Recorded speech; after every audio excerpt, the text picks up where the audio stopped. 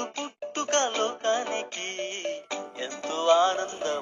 యేసయ్యా మీరు పుట్టుక.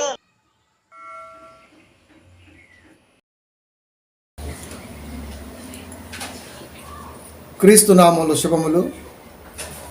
దేవుని పిల్లలకు వందనములు. ఆదివారము, పునరుద్ధాన దినము.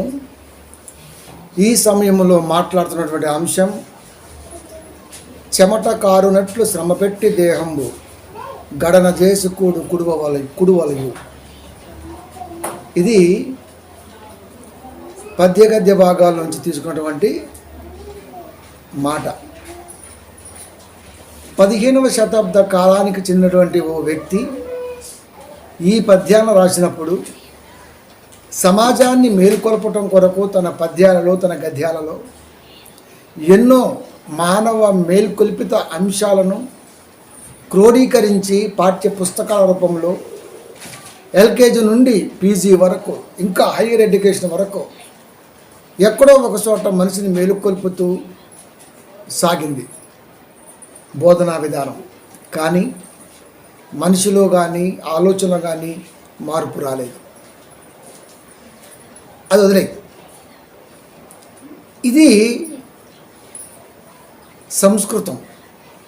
తెలుగులోకి తర్జుమా చేస్తే చెమట కారునట్లు శ్రమపెట్టి దేహంబు గడన చేసి కుడువలయు. ఇది తెలుగులోకి ట్రాన్స్లేట్ చేస్తే, ఒకవేళ మనం తెలుగులోకి తర్జుమా చేసి ఆలోచించగలిగితే ఏం వచ్చిద్దో ఏంటో అన్నది మనం చూడాలి. బైబిల్ అనగానే అలా వచ్చి ఇలా విని వెళ్ళిపోయేదైతే కాదు. ఈ రోజున క్రైస్తవ్యములో ప్రేమ చల్లారింది అంటాడు దేవుడు. అనేకుల ప్రేమ చల్లారింది అక్రమము విస్తరించుట చేత. ఇప్పుడు అక్రమం ఎలా ఉంటుందో దీంట్లో మనం చూడాలి. అది విస్తరించకుండా మనం ఏం చేస్తున్నామో మీరు చూస్తూనే ఉన్నారు. బోధనా పద్ధతి ఎప్పుడైనా ఎలా ఉండాలంటే నిర్దిష్టమైనటువంటి ఆలోచనతో సంఘంలో కాపరి బోధించాలి. ఇప్పుడు వస్తున్నాం మేము, వస్తుంటే ఒక్కటే అరుపు 10:30 నుంచి 12:30 వరకు అరిసి ఏం చెప్తాడు వాక్యం ఆయన? అయిపోయింది, టైం అయిపోయింది, వెళ్ళిపోతారు. ఇంకా అయిపోయింది, ఆదివారం అయిపోయింది. కానీ ఒక నిర్దిష్టమైన బోధనా పద్ధతిని సంఘాల్లో పెట్టలేదు కనుకనే ఈ రోజున క్రైస్తవ్యములో ఎన్నో సందేహాలు చిక్కుముడిగా ఉండిపోయాయి. విడదీట్లా. యోహాను గారి బాప్తిసం మనం ఎప్పుడు చెప్పాం? 2016లో చెప్పాం. 2024 వచ్చేంత వరకు కూడా దాన్ని బయటికి తేలేవడం. రెండోది మనం ఇంట్లో చూస్తుంటాం, సిలువ. మనం పెట్టం కానీ INRI ఉంటుంది. నువ్వు ఏ వికీపీడియాలో కానీ మరొక చోట కానీ దొరకదు. కానీ వెతకాల్సిన చోట వెతికితే దొరికింది. అది ఎందుకుందో తెలియదు, INRI ఎందుకుందో తెలియదు. కానీ మనం మాత్రం పెట్టుకొని చూస్తుంటాం. జనవరిలో అదే అంశం మాట్లాడుతున్నాం. ఇప్పుడు చదివాం మనం మెల్కీసెదెకు. ఇది కూడా ప్రపంచ క్రైస్తవ్య బోధకాన్ని ఇప్పటి వరకు కూడా పైకి లేవకుండా అణిసివేసినటువంటి ఆలోచన విధానం. Hebrews 7:1-4. ఇది ఎవడో చెప్పలే. ఏం చెప్తారయ్యా అంటే యేసుని నమ్మండి అంటారు. ఎందుకు నమ్మాలి అని ఎవడన్నా అడిగాడు అనుకో, ఈడంటే యేసుక్రీస్తు అంటే పడదంటే క్రిస్టియన్ అన్నమ్మా. నువ్వు చెప్పాలి, ఎందుకు నమ్మాలో చెప్పాలి. ఆయన నమ్ము అని ఎవడో చెప్పకూడదు. మనం వింటే అతనే ఆలోచిస్తాడు. మన పద్ధతి అది, బైబిల్ పద్ధతి కూడా అదే. కాబట్టి ఈ రోజున అంశం క్రిస్మస్కి కూడా యేసు నామమేల విశ్వఖ్యాతిగాంచెరా. యేసు పుట్టిన 2:11 యేసు పుట్టిన పాట. ఇంకా ఈ కామన జరుగుతున్న ఏమన్నాయి మనకు వచ్చినప్పటి నుంచి, మన చర్చిలోకి వచ్చినప్పటి నుంచి, దేవుళ్ళు ఉన్నప్పటి నుంచి ఈ Christmas, semi Christmas, grand Christmas లాంటివి జరుగుతూనే ఉన్నవి. 4-3 కోళ్ళు మేకలు తెంచుతూనే ఉన్నారు. తింటున్నాం, పోతున్నాం, అయిపోయింది. క్రిస్మస్ అంతేనా? దాంట్లో ఎన్నో అంశాలు మాట్లాడుకుంటూ ఈ సంవత్సరం కూడా యేసు నామమేల విశ్వఖ్యాతి గాంచాలని మాట్లాడుతున్నాం. ఓకే, అది పగలే ఉంటుంది కదా ప్రార్థన. బుధవారం, గురువారం, బుధవారం, రేపు వచ్చి బుధవారం. కాబట్టి ప్రియమైన దేవుని పిల్లరా, ఈ వేమన శతకకారుడు ఏం చెబుతున్నాడంటే, చెమట కారునట్లు శ్రమ పెట్టి దేహంబు గడన చేసి కూడు పుడువలయు.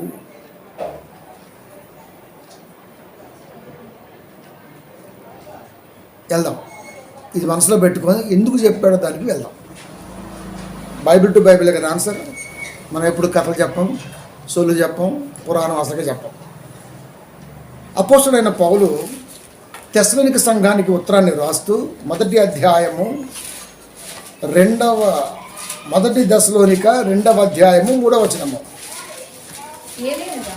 అందరు దీనమ్మా. మొదటి తెస్సలోనిక రాసిన పత్రిక 2వ అధ్యాయము 3వ వచనము. ఏలయనగా మా బోధ కపటమైనది కాదు, అపవిత్రమైనది కాదు, మోసయుక్తమైనది కాదు. ఎప్పుడైనా సంఘాల్లో బోధ కపటంగా ఉంటుందా? ఏ సంఘంలో కాపరైనా మేము సత్యాన్ని బోధిస్తున్నాం అంటాడే తప్ప కపటాన్ని బోధిస్తున్నాం అంటాడు ఎవడన్నా? అనరు. మరి ఎందుకు రాయించాడు దేవుడు? చూడండి, వాళ్ళు మా బోధ కపటమైనది కాదు అన్నాడు అక్కడ. అంటే సంఘాలలో కపటమైన బోధ జరుగుతుందా? ఏ సంఘములో కపటమైన బోధ జరుగుతుంది? ఎవడైనా ఒప్పుకుంటాడు ఆ మాట? అంటే మా బోధ అపవిత్రమైనది కాదు అన్నాడు ఇక్కడ. అంటే అపవిత్రం అంటే అపవిత్రమైనది అంటే బోధ కూడా అపవిత్రంగా ఉంటుందా? ఇది మనం తెలియాలి. మోసయుక్తమైనది కాదు అంటున్నాడు. అంటే మా బోధ మోసయుక్తమైనది కాదు అంటున్నాడు. అంటే బోధలో కపటం ఉందని, బోధలో అపవిత్రత ఉందని, బోధలో మోసం ఉన్నదని ప్రారంభ శతాబ్ద కాలములోనే దేవుడు మేల్కొల్పాడు. ఇప్పటి వరకు క్రైస్తవ సంఘాలు మేల్కొలా. విశ్వాసి అనగానే అర్థమైంది తెలుసా? జస్ట్ వెళ్ళాలా, కొంచెంసేపు కూర్చోవాలా, లేకపోతే ఏదైనా అవకాశం వస్తే మాట్లాడాలా, పాట పాడాలా, ఓ 2 రూపాయలు 3 రూపాయలు కానుకేయాలా, రావాలి, అంతే. ఇది కామన్. కానీ అది కాదు సంఘం అంటే. ఇంతకీ మా బోధ కపటమైనది కాదు అన్నాడంటే కపటమైన బోధ ఉంటుందా? కపటయుక్తమైన ఆలోచన ఎప్పుడు చేస్తామయ్యా అంటే ఏదైనా ఆశించినప్పుడు మాత్రమే కపటమైనది లోపల ఉంటుంది. కూర్చో. ఏదైనా ఆశించినప్పుడు, కాపరనేవాడు సంఘాన్ని ఆశిస్తే బోధ అనేది కపటంగా మారుతుంది, అంటే అనుకూలంగా మారుతుంది. వాస్తవాన్ని బయటికి చెప్పకపోవటం కపటం, వాస్తవాన్ని బయటికి పరిచయం చేయకపోవటం అపవిత్రం, వాస్తవాన్ని తెలియక చెప్పకపోవటం మోసం. 100కి 99 మంది కాపర్లు ఈ రోజున సంఘాల మీద పడి బ్రతుకుతున్నారు. కనుకనే బైబిల్ అంటే ప్రపంచానికి మహాజ్ఞానం అన్న సంగతి రాకుండా ఇదో మతమైన ఆలోచన విధానంగా సాగేటట్టుగా దాన్ని మలిచారు అంతే. అందుకనే సింపుల్గా యేసు నమ్మితే మీకు అది లాభం, యేసు నమ్మితే మీకు, ఒక ఆయన అంటున్నాడు, గుంటూరు ఆయన, ఏహబా నీ అప్పులు సాలకుండా ఇట్లాగా మాట్లాడుతున్నాడు. ఆయన తెలుసుకుంటే అంతే నెట్టేస్తాడు, అంతే నెట్టేస్తాడు అంటే అప్పుల్ని. యేసుక్రీస్తు వారు అప్పులు నెడతాడా? ఈ ఆడమ బైబిల్లో మరి నాకైతే ఎప్పుడు కనపడలే. మరి నా ఈ చిన్న చైల్డ్హుడ్ దగ్గర నుంచి ఇప్పటివరకు నాకు ఎప్పుడు కనపడలే. మరి ఎంత చక్కగా మాట్లాడదాం అనుకుంటున్నావు? అందరూ అలా చూస్తున్నారు సొల్లు కాచుకుంటా. అంటే అప్పులు నెట్టడానికి, నీ తెప్పలు చూడటానికి ఇందుకు వచ్చాడు లోకానికి. అప్పులు తెప్పలు నీ స్వతప్పిదం. అప్పులు ఎందుకు చేసావు, తెప్పలు ఎందుకు తెచ్చుకున్నావు, నీ స్వతప్పిదం అది. దీన్ని కూడా యేసుక్రీస్తు వారికి ఇంకు పెడతావా? ఎక్కడుందో బైబిల్లో? ఒక కుర్రోడు వచ్చాడు, ఏంటి ఆయన అన్నాడు, వాక్యం చదువుతున్నాడు. నాయన మీ ఇద్దరు అన్నదమ్ములు మా పిత్రాజితం పంచాలని నువ్వు అన్నాడు. అంతే. మా తండ్రి గారు ఆస్తి అంటే, ఒరే నీ కంటికి ఎలా కనబడుతున్నాను నేను వచ్చింది ఎందుకు, నువ్వు అడిగేది ఏంటి? పిత్రాజితములో పాలు పంచమని, భాగాలు పంచమని నన్ను ఎలా అడుగుతున్నారు మీరు అన్నాడు. అంటే వాటి కొరకు నేను వచ్చానని ఎవడో మీకు చెప్పాడా? అంటే యేసుక్రీస్తు వారంటే అదా? ఊరికే అప్పులు, ఊరికే కష్టాలు ఎందుకు వచ్చాయి? నేను దేవుళ్ళో ఉన్నా, దేవుడి కొరకు నిలబెత్తుకున్నా, ఇంత బరువు ఎత్తుకున్నా, అందుకే కష్టాలు వచ్చాయని చెప్పమని సాక్ష్యం. నీకు ఒళ్ళు బలిసి ఉంటుంది, ఒళ్ళు కొవ్వు ఎక్కువ ఉంటుంది, అందుకే కష్టాలు వచ్చాయి నీకు, అంతే. స్తోమత తగ్గట్టుగా ఆలోచన చేసి ఉంటావు, అది నిలుపుకోవటం కొరకు అప్పులు చేసి ఉంటావు, అది తీరల కనుకనే కష్టాలు పాలయ్యావు, అంతే అంతే. మనం అప్పులు చేస్తే, మనం పెళ్లి చేస్తే అప్పులు అవుతాయి, ఇల్లు కడితే అప్పులు అవుతాయి. కానీ అనిల్ అంబానీ పెళ్ళి మనల్ని పెట్టి చేసాడు. ఆయన తెలుగులో చూడండి, అనునిత్యము వాక్యంలోనే మనకు తెలివితేటలు ఉండవు, లోకంలో ఉన్నడికి మాత్రం తెలివితేటలు ఉంటాయి. మనం పెళ్లి చేసినా, ఇల్లు కట్టినా అప్పులు అవుతాయి. లక్షన్నర అప్పైందిరా, తీర్చలేకపోతాను అంటాం. ఆడు మనం ఏం చేశాడు? భారం 199 రీఛార్జ్ 199 చేశాడు, అంతే. కోట్లాది మంది వాడుతున్నారు కాబట్టి యూజర్స్ 5,000 కోట్లు పెట్టి పెళ్లి చేసి పడేశాడు. ఆ సొమ్ము ఎవరిది? మందే. రీఛార్జ్ లేనిది తప్పదు. ఆడు చూడండి నేను తెలియగలడు. కనుక ప్రియమైన దేవుని పిల్లారా, కపటమైన బోధ ఎప్పుడైతే సంఘాల్లో ఉంటుందో వాస్తవం బయటికి రాదు. కపటమైన బోధ ఎలా ఉంటుంది అంటే, ఆశిస్తాడు చూసావా కాపరి, ఆశ. కాపరిలో ఆశ ఉన్నంత వరకు బోధ బ్రతకదండి. అది బోధన బ్రతికించలేని వాడు. అదే చెప్తున్నాడు ఈ మాట యాప్ట్గా అపోస్తల కార్యములు 20వ అధ్యాయము 33వ వచనము. అపోస్తల కార్యములు 20వ అధ్యాయము 33వ వచనము. ఎవని వెండినైనను, ఎవని బంగారమునైనను, ఎవని వస్త్రములనైనను నేను ఆశింపలేదు. ఏ కాపరైనా నిలబడి వెండి కానీ, బంగారం కానీ, బట్టలు కానీ సంఘాన్ని ఆశించకుండా సేవ చేశా అని చెప్పానండి. పాస్టర్ గారికి ఖచ్చితంగా బట్టలు పెట్టాల్సిందే, కొత్త పెళ్ళి కొడుకు మరి. పాస్టర్ గారికి ఖచ్చితంగా పెట్టాలి. అదేంటే మాకు ఏంది పుణ్యం అంట. నీకే లేవు బట్టలు కట్టకి ఇంట్లో, ఇంకా ఆయనకి ఏం పెడతావు నువ్వు? ఆయనకి పెడితే మామూలు పెడతా, జరీ పంచ కావాలా, జరీ జాకెట్లు కావాలా, అంత ఈజీగా అయిపోద్దా? ఇప్పుడు ఒక పట్టాన్ని మెచ్చుతాడా? పెట్టడం తప్పు కాదు, నీ ఆలోచన విధానంలో మార్పు రావాలంటున్నాడు దేవుడు. పౌలు గారు చెప్తున్నారు, ఎవని వెండినైనను అన్నాడు అక్కడ. ఇవాళ పాస్టర్ గారి ఇంట్లో అమ్మాయి పెళ్ళి కానీ, అబ్బాయి పెళ్ళి కానీ అయితే ఖచ్చితంగా సంఘం అంతా కలిసి అబ్బాయికి బ్రాస్లెట్, ఉంగరం, స్తోమతకు మించి ఎచ్చులు. ఒక సామెత ఉంది, ఎచ్చులు కట్టిన బర్రె అంటే ఏళ్ళకి వచ్చిందంట. అట్టను సంఘం మొత్తం సంఘం మీదే. కాపరి ఇంట్లో ఫంక్షన్ అంటే సంఘమే. మొన్న ఒకటి చేశాడు తుక్కుడిగాడు, మొత్తం సంఘమే. వాళ్ళ ఇంట్లో ఏమి రాదు. ఇంకా దాన్ని కనపరుచుకోవడం కొరకు మనం బిల్డప్ మేడం. అది ఇప్పుడు దేవుడు ఏమంటున్నాడు, నువ్వు ఎందుకు ఎదగలేకపోయావు? భేదవాడు తన చుట్టములందరికీ అసహ్యుడు. ప్రసంగి చెప్పాడు, నువ్వెందుకు భేదవాడిగా ఉన్నావు? జ్ఞానం లేదు, ఆలోచన లేదు, ఏం చేయాలో తెలీదు, ఎక్కడో నీళ్ళు పోతే పుణ్యం అన్నట్టుగా మాట్లాడుతుంటాడు. ఈ చెప్పరు మనకి. అది ఏ కాడికి వలసటమే శనక్కాయ వలసినట్టు సంఘాన్ని. అలాంటి వాళ్ళు ఇష్టమండి చాలామందికి. అలాగే ఉండాలి, కాకుండా అలాగే ఉంచుతారు అంతే. ఎవని వెండినైనను నువ్వు నిలబడి ధరించిన ప్రతిదీ నీ కష్టార్జితమై ఉండాలన్నాడు దేవుడు. కాపరైన విశ్వాస అయినా చెప్పగలవా? నా ఒంటి మీద ఉన్నటువంటి ఈ వస్త్రాలు, ఏ వస్తువైనా నా కష్టం అని చెప్పగలరా? ధైర్యం చేయలేడు. అది మనం కూడా పోజులు ఎత్తుంటాం, కిసుక్కు అనుకుంటాం, ఫోటోలు తీసుకోవడం పోజులు ఎత్తుంటాం మనం కూడా. అది ఎందుకంటే మనం కూడా పెద్ద హెచ్చులు మంద కాబట్టి. క్రైస్తవ్యం పెద్ద హెచ్చులు మంద, తగ్గదండి ఇది. ఎందుకంటే ఫస్ట్ ఆఫ్ ఆల్ బైబిల్ చదవం మనం. బైబిల్ అనగానే ఏమనిపించిందంటే ఎప్పుడో ఒకసారి తీసేదన్నట్టు అనిపించింది. ఒక్కసారి మనసు పెట్టు, చదువు, ఏం నేర్పిద్దో నీకు అర్థమవుతుంది జీవితంలో. ఎవని వెండినైనను చెప్పగలవా అండి? బంగారమునైనను, వస్త్రములనైనను ఈ ధరించింది నేను కష్టపడి కొనుక్కున్నా అని చెప్పమనండి. ఇదండి మొన్న వెళ్తేనండి వద్దుద్దనంగా పెట్టారండి మా విశ్వాసులు బడిదే. వీళ్ళ గురించి ఎక్కడో చెప్పుంటాడు, అలాగ అంది ఉంటుంది. విశ్వారు అయ్యగారు వస్తే ఖచ్చితంగా పెట్టాలి బట్టలు పెట్టుంటారు. అది ప్రతి ఫంక్షన్కి అమ్మగారికి అయ్యగారికి పిల్లలకి బట్టలు. నీ కాలు చేతులు పోయాయా? సంఘం అంటే ఆత్మబంధమే తప్ప దోసుకుంటానికి ఏటీఎం కార్డు లాంటిది కాదబ్బా. ఎవరిని వెండినైనను పోనీ ఇది చెప్పగలడా?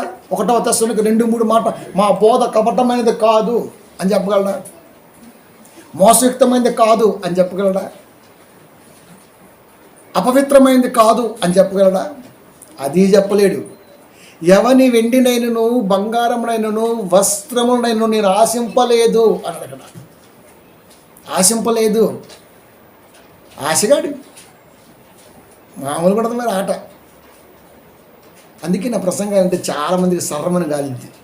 వాళ్ళు అంటుంటారు, ఆయన ఏంటండి ఆయన కష్టపడి రేపు పని చేస్తాడు, ఆయన చెప్తాడు, మరి మాకు ఒళ్ళు అమ్మదు, మరి మాకు బాగా పొంతాం ఎంత ఉన్నాయి పొట్లు అంటాడు. ఒకడు తగ్గించుకో కరిగిద్ది. మరి చెప్పలా? నీ స్వహస్తములతో కష్టపడి ఒళ్ళు వంచి నీ ముద్ద నువ్వే తినమని చెప్పలే బైబిల్? ఇవి పాటించడు కాపరి. కానీ ఇది చెప్పమను పౌలు గారు చెప్తున్నారు. ఎవని వెండినైనను బంగారమునైనను వస్త్రమునైనను నేను ఆశింపలేదు అంటే అర్థం ఏంటి? నాకు కావాల్సింది ఏదైనా నా కష్టార్జితమే. నా కష్టార్జితమే. నా కష్టార్జితమే. చెమట కారునట్లు శ్రమ పెట్టి దేహంబు. ఈ దేహానికి చలిలో కూడా చెమట పట్టాలంట. ఏసీ ఎత్తి చెమట పట్టిద్దా? ఇంకిపోద్ది. కానీ చలిలో కూడా దేహానికి చెమట పడుతుందంటే నిజంగా వాడు మనిషి అంటే. గడన చేసి కుడువవలయో కష్టపడి తినాలి. ఈ దేహాన్ని శ్రమ పెట్టి వచ్చిన దాంతో నువ్వు కష్టపడి నీ కుటుంబాన్ని గడుపుకోవాలి, నువ్వు ఉండాలని చెప్పాడు దేవుడు. అది దాని అర్థం. వీళ్ళు ఎక్కడుంది చెప్పండి? వీళ్ళు ఎక్కలేదండి అసలు. అంటే బోధనా పద్ధతి మొత్తం మారిపోయింది. మాయ బోధ ఎక్కువైపోయింది. జనాలు కూడా దానికి అట్రాక్ట్ అయిపోయారు. కల్పిత కథలకు బాగా అలవాటు పడ్డారు. కనుక నిజమేంటో సమాజానికి బయటికి రాకుండా అణిసివేయబడింది. మరి ఇది ఎవరు తెస్తాడు బయటికి? ఎవరు తేవాలి? కనుక బంగారము వెండి వస్త్రాలు నేనేమీ ఆశించలేదు. ఆశించాడు అంటే వాక్యం చచ్చిపోద్ది. ఆశించలేదు అంటే వాక్యం బతికిద్ది. సంఘములో ఉన్న విశ్వాసి కూడా నేను గొప్పోడుగా ఉండాలి, నేను గొప్పోడుగా ఉండాలి, నేను గొప్పగా ఉండాలి, ఏ తలంపుతో నువ్వు సంఘానికి వస్తావో ఆ రోజు నీ పత్రం ప్రారంభం అవుద్ది.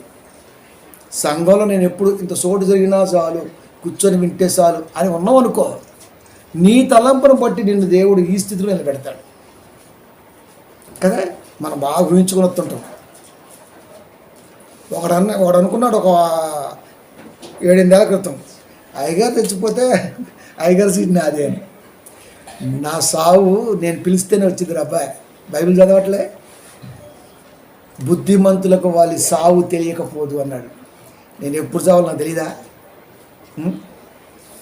ఆయన సావులు కోరుకోవటం ఏంటంటే నాకు తెలియగడుగుతాను. నేను చెప్తే నీకెందుకు వచ్చింది? ప్రియమైన దేవుని పిల్ల, ఇంతకు వాడే లేకుండా పోయాడు. అంటే ఏ ఆలోచన వస్తారు చూడండి మీరు. తగ్గింపు గల జీవితంలో దేవుడు ఎప్పుడు కూడా హెచ్చించే దృష్టిని నీపై ఉంచుతాడన్న సంగతి మర్చిపోయాడు. కనుక వాక్యాన్ని ఎప్పుడైతే మనం కూలి చేసామో, దాసామో, అప్పుడు లోబితనం అనేది బయటకు వచ్చేది. అదే వాక్యాన్ని నువ్వు కరాకండికి చెప్పామనుకో, నువ్వు దాన్ని బ్రతికించడం కొరకు శ్రమ పడుతున్నావు అని అర్థం. అదే మాట చెప్పాడు 2వ కొరింథీ సంఘానికి ఉత్తరాన్ని రాస్తూ 2వ అధ్యాయము 17వ వచనము. 2 కొరింథీ 2వ అధ్యాయము 17వ వచనము. కావున ఇట్టి సంగతులకు చాలిన వాడెవడు? ఇప్పుడు నేను చెప్పబోయే సంగతులు ఎవడైనా వింటాడా అంటే వామ్మో ఎందుకంటారు? చాలిన వాడెవడు? ఇది తట్టుకునేవాడెవడు? ఇట్టి సంగతులకు చాలిన వాడెవడు? దీన్ని భరించగలిగిన వాడు, దీన్ని వినగలిగిన వాడు ఎవడైనా ఉంటాడా అంటే చాలా కష్టం. ఏంటది? మేము దేవుని వాక్యమును కలిపి చెరిపిడి అనేకుల వలె ఉండక. కలిపి ఎలా చెప్తారు చెప్పనా? ఒక ఆయన ఉన్నాడు ఓసన్నా మినిస్ట్రీస్లో, పెద్ద ఆయనే, పేరుకే పెద్ద, ఏం రాజలేఖన వాక్యం. ఆయన మొన్న ఒక రీల్ చూశాను. ఏమంటానంటే, యేసుక్రీస్తు వారి పుట్టినరోజున చెట్లన్నీ వచ్చాయంట. చెట్లు ఎట్లా వస్తాయి అరే? చెట్లు వచ్చి ఇట్లా ఇట్లా ఊపి ఆకులు పూలు రాల్చిపోతున్నాయి అంట. ఒక చెట్టు మాత్రం రావట్లేదంట. అన్నీ అయిపోయినాడు, చెట్లన్నీ అయిపోయినాయి అంట. యేసుక్రీస్తు వారు వెళ్ళారంట. అరే చిన్న పిల్లలు నువ్వే చెప్పావుగా ఫస్ట్ వాక్యంలో, పుట్టిన బాళ్ళని తింటాడు, ఎలా వెళ్తారా? నిజమండి, మోసం చేసేవాడికి ఇంత పట్టం కడతారని నాకు మొన్న కూడా అర్థమైపోయిందండి. అంతకుముందు తెలుసు, కానీ మొన్న క్లారిటీగా అర్థమైపోయింది. అన్ని చెట్లు వచ్చి అలా వాటికున్న పూలు ఆకులు రాల్చి సంతోషించిపోయినాయి అంట. ఒక చెట్టు మాత్రం రావట్లేదంట. ఆ చెట్టు కిస్మిస్ చెట్టు అంట. కిస్మిస్లు తిని తిని అలవాటైంది బాగా. ఈయనే పోయిందంటాడు. పోయి చెట్ట ఎట్ట అంటున్నాడు, చెట్టా నువ్వెందుకే రావట్లేదు అంటే, అయ్యా రాస్తాక నా దగ్గర ఆకులు లేవు, రాస్తాక నా దగ్గర పువ్వులు లేవు, అందుకే నేను రాలేకపోయా అంటే, పిచ్చిదానా నా మీద పడ్డవన్నీ నీవు కాదా అని ఇవన్నీ తీసి దానికి ఇట్లా గుచ్చిందంట. చెప్పుతో కొట్టాలనిపించింది, కానీ ఒకసారి ఈ మధ్య తగ్గించానండి నిజం. అందుకే సాధ్యంత త్వరలో ఇంత పెద్ద టీవీ కొంటున్నా, ఇక నుంచి బోధనా పద్ధతి చాలా వెరైటీగా ఉంటుంది. అది రాజేష్ నీకు మొన్న కాల్ చేసిన ఒకరు రావాలి ఎంత ఫాల్ సీలింగ్ స్టూడియో గ్రిప్ కోసం అని, తమరు బిజీ ఉన్నట్టున్నారు. మరి ఇదంతా మార్చాలి, ఇప్పుడు మొత్తం స్టూడియో లాగా రావాలి, ఎంత ఖర్చైనా పర్లేదు. ఎందుకంటే మనం అది తీసుకురావాలి.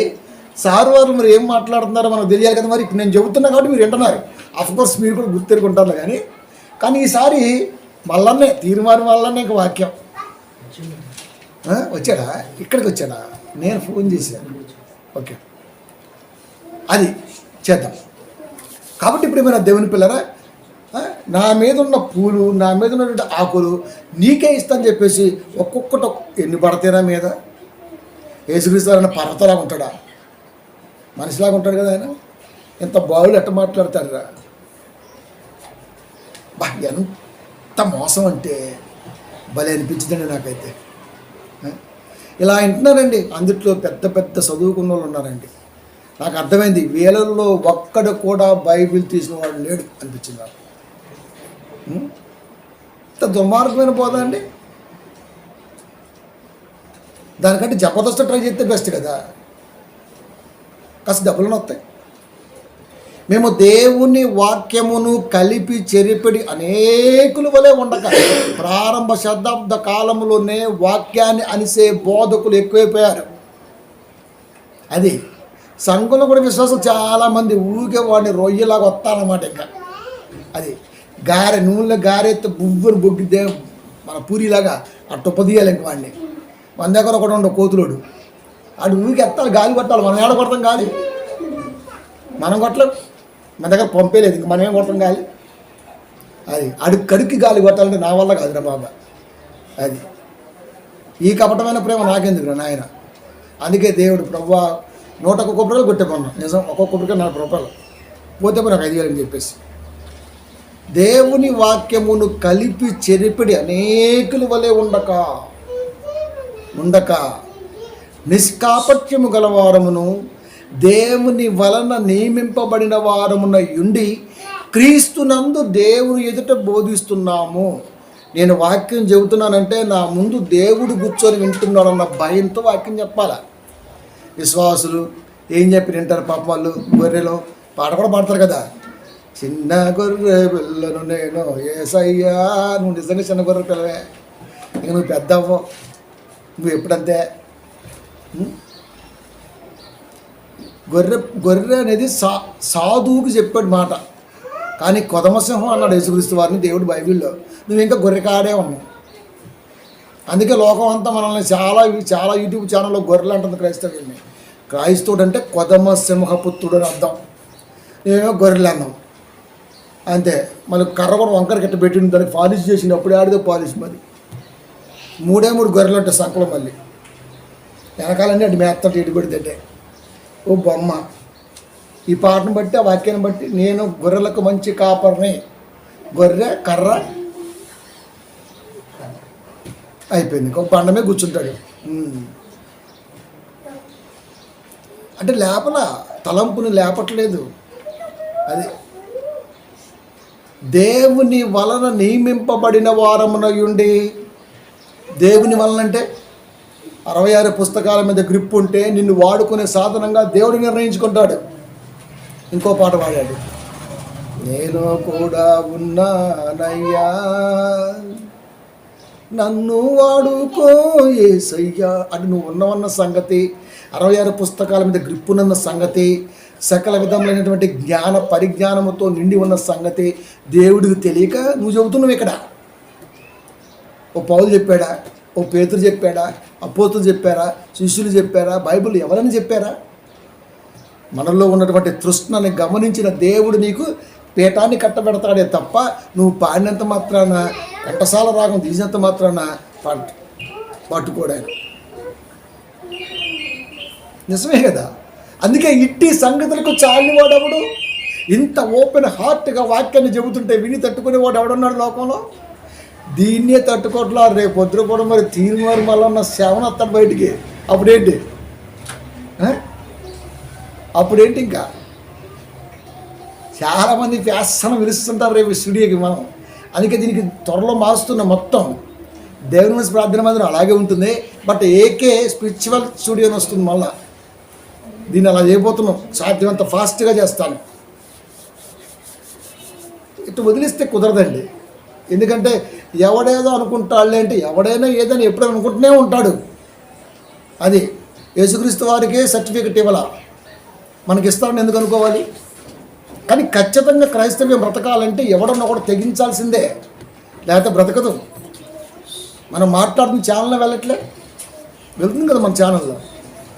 కాబట్టి ప్రియమైన దేవుని పిల్లరా, ఇట్టి సంగతులకు చాలిన వాడెవడు? మేము దేవుని వాక్యమును కలిపి చెరిపెడు అనేకుల వలె ఉండక నిష్కాపట్యము గలవారమును దేవుని వలన నియమింపబడిన వారమునై ఉండి క్రీస్తునందు దేవుని ఎదుట బోధించుచున్నాము. సంఘములో కాపరి వాక్యం చెబుతుంటే ఎదురుగా దేవుడు వింటున్నాడన్న భయంతో చెప్పాలి. అంతేనా? దేవుడు లేడు ఎదురుగా. ఎవరున్నారు? తలదించుకునే విశ్వాసులు ఉన్నారు, ఏం చెప్పినా సపట్లు కొట్టే విశ్వాసులు ఉన్నారు, తల ఎట్టబడి తట్ట ఊపే విశ్వాసులు ఉన్నారు, పల్లెన్ని బయట పెట్టినవే విశ్వాసులు ఉన్నారు. ఇలా ముందు ఎలా చెప్తాడు వాక్యం? మీరు చెప్పండి, ఎలా చెప్తాడు? కొన్నిసార్లు టీవీలో సినిమాలో కనపడుతుంటాడు, వాడికి ఒక్కడికే కనపడుతుంది ఎదురు. ఆ సరిపోయింది ఒక అనుకుందాం, ఆ ఒక్కడికే కనపడుద్ది, ఇంకెవరికి కనపడదు. అలా ఇప్పుడు మనం కూడా ఇమాజినేషన్ చేసుకొని నా ఎదురుగా దేవుడు కూర్చున్నాడు అన్న భయంతో కాపరి తన స్థానంలో ఉండి వాక్యాన్ని బోధిస్తే జోకులు వస్తాయండి. జోకులు వస్తాయా? కుళ్ళు జోకులు వస్తాయా? పూరీల గురించి వచ్చిద్దా? తిండి గురించి వచ్చిద్దా? బట్టల గురించి వచ్చిద్దా? లైఫ్ స్టైల్ గురించి వచ్చిద్దా? వాక్యం మాత్రమే బోధిస్తాడు. అంటే ఇప్పుడు దేవుడు వాడికి కనబడలేదు కనుక వాడు ఎలా బోధిస్తాడు అంటే ఇంకా స్టేజ్ ఎంత ఉందంత మైకేల్ జాక్సన్ లాగా. మైకేల్ జాక్సన్ రావాలంటే ఒక విమానం మొత్తం సరుకు రావాలి, ఒక విమానంలో వాడు రావాలి. స్టేజ్ ఇంచుమించుగా ఎంత పెద్దగా ఉండాలండి, ఎంత ఉంటుంది. ఇక దాంట్లో అక్కడి నుంచి ఎగిరితే అక్కడికి ఎగురుతూ ఉంటాయి ఇంకా తెల్లవారు. అయినా కూడా అంతే, ఆడ మొదలు పెడతాడు మైకు, ఊరికే పోసాని కృష్ణమూర్తిలోకి ఎట్టు అనుకుంటా తిరుగుతూ ఉంటుంది ఇటు అటు ఇటు. అది మళ్ళీ స్టేజ్ మీద ఎవరు ఉండకూడదు, ఎందుకంటే పెద్దయ్య గారు అందరి కిందే ఉండాలి మళ్ళీ. ఎందుకంటే ఆయన ఒక్కడే బాగా కనబడాలి లోకానికి, ఇంకెవరుండడానికి వీల్లేదు. ఏంటది? రాజకీయ నాయకుడికి ఎక్కువ, సినిమా ఎరుకు తక్కువ ఉన్నాడు వీడు. నేను చెప్తున్నాను, దేవుడు ఇక చెప్పేది. ఇవన్నీ ఎందుకు చెప్పరయ్యా అంటే చెప్పరు, పైసలు కావాలి సార్ కదా. కనుక ప్రియమైన దేవుని పిల్లారా, ఇది కలిపి చెరపటం కానీ వెండి బంగారం ఆశించటం కానీ బోధన పద్ధతిలో కపటమైనది అన్నాడు ఆయన. కపటమైన బోధనలో ఇది ఉంటుంది అన్నాడు. మరి మోసయుక్తం ఎలా ఉంటుంది? రెండో పాయింట్, బోధ మోసని ఎలా చెప్పగలం? ఎవడైనా పలానా ఆయన మోసపూరితమైన బోధ చేస్తాను అన్నామనుకో, మన తుపిడే గాళ్ళ గాలిద్ది అందరికి. వాడు చెప్పిండు, ఎవడాడు? యేసుక్రీస్తు వారి రక్తం ఆదములో ఉందంట, యేసుక్రీస్తు వారి రక్తం కయ్యూన్లో ఉందంట. ఎలా ఉంటుంది? హేబేలు ఎలా ఉంటుంది? ఆదాములు ఎలా ఉంటుంది? రైట్. ఎంత తిక్కలుగా ఆలోచించినా యేసోబు దగ్గరకు వచ్చి ఆగిపోయింది అంతే బ్లడ్. ఆదాము నుంచి ముగ్గురు, అలా అలా అలా నోవాకు, తర్వాత ముగ్గురు కొడుకులు, అలా పెరుక్కుంటూ యేసుక్రీస్తు వారికి తండ్రిగా పిలువబడుతున్న యేసోబు వారి దగ్గరకు వచ్చి ఆగిపోయింది. యేసోబు గారిలోంచి బ్లడ్ యేసుక్రీస్తు వారికి రాలేదు కదా, భార్యాభర్తల కలయికలో అది జరగలేదు కదా, పరిశుద్ధాత్మ ప్రేరణతో పుట్టాడు కదా ఆయన. ఈ జ్యోతులు మళ్ళీ ఆయన బ్లడ్ ఉంది అంటాడు. ఇది తప్పురా అంటే ఆ తుగుడి గడి గాలింది అంటే అర్థం ఏంటి? ఆడికి కూడా బాగా ఒత్తించుకోవడం అలవాటు అయిపోయింది. మరి అది అబద్ధ బోధకుడు ఎక్కువ కాలం నిలవడు, అబద్ధాన్ని నమ్మే విశ్వాసి కూడా ఎక్కువ కాలం నిలవడు. అసలు జ్ఞానం ఉంటే ముందు నిలబడటానికి అది కదా. 2 పేతురు 1:16 మోసం ఎలా ఉంటుంది చెబుతున్నాడు. ఎలా అనగా చమత్కారముగా కల్పించిన కథలను అనుసరించి. బోధ చెప్పేటప్పుడు చమత్కారం ఎందుకు వచ్చిందండి? ప్రసంగం చేస్తున్నప్పుడు చమత్కారం ఎందుకు వస్తుంది? చమత్కారం అంటే సంఘాన్ని అంట నవ్వించాలంట, అప్పుడప్పుడు గట్టిగా సప్పట్లు జరసాలంట. ఎందుకు చమత్కార బోధ? ఎందుకు అసలు బోధలో చమత్కారం ఉంటుందా? చమత్కారముగా కల్పించిన కథలను అనుసరించి వాడికి ఏదైతే అందదో దానికి ఖచ్చితంగా అప్పటికప్పుడే పరిశుద్ధాత్మ దేవుణ్ణి అడ్డం పెట్టి కథలుతాడు. అది 100% అండి, 100%. బైబిల్లో వాడికి ఏదైనా అందలేదంటే వాడి పిచ్చుక మెదడికి అక్కడ ఖచ్చితంగా అప్పటికప్పటికి కథలు లేస్తారు అంతే. ఇంకా లేతరు. పాస్టర్లు చెప్పే కథల ప్రపంచంలో ఎవరు చెప్పరని ఒక టాక్ ఉందండి లోకంలో. అది నిజమే అనిపిస్తుంది ఇలాంటివి చూస్తుంటే ఒకసారి. అది ఎందుకు కథలు చెప్తాడు? కథలు చెప్పాల్సిన అవసరం ఏమొచ్చింది? చెమట కారునట్లు శ్రమ పెట్టి దేహంబు గడన చేసి కూడు వలయు. ఈ దేహాన్ని నువ్వు బాగా కష్టపెట్టి నువ్వు నీ కుటుంబం హ్యాపీగా బతికితే నీలో చమత్కారం కానీ, లేకపోతే ఆశ కానీ, కపటం కానీ, మరొకటి కానీ ఉంటాయండి? మీరు ఎప్పుడైనా చూడండి, కష్టపడి పనిచేసేవాడు స్ట్రైట్గా మాట్లాడతాడు, అప్పుడు వాడు అందరికీ విరోధైపోతాడు. మంది మీద బతికేవాడు మాయమాటలు చెప్తాడు, వాడు అందరికీ సుట్టమైపోతాడు. నిజం, లోక తీరదే. నువ్వు స్ట్రైట్గా బతుకు, నువ్వు యథార్థంగా బతుకు, నువ్వు ఖచ్చితంగా అనేక మంది చేత ద్వేషింపబడతావు. అదే నువ్వు పొల్లగొండి మాట్లాడడం చూసిన కొన్ని భాషలు, కొన్ని ప్రాంతాల్లో ఇలాంటి ముత్యవారం కలిగి ఉన్నావు అనుకో, నీకు అందరు చుట్టాలే. ఇలాంటి చుట్టరికాలు మనకు వద్దబ్బా. అది ఎప్పటికైనా డేంజరే.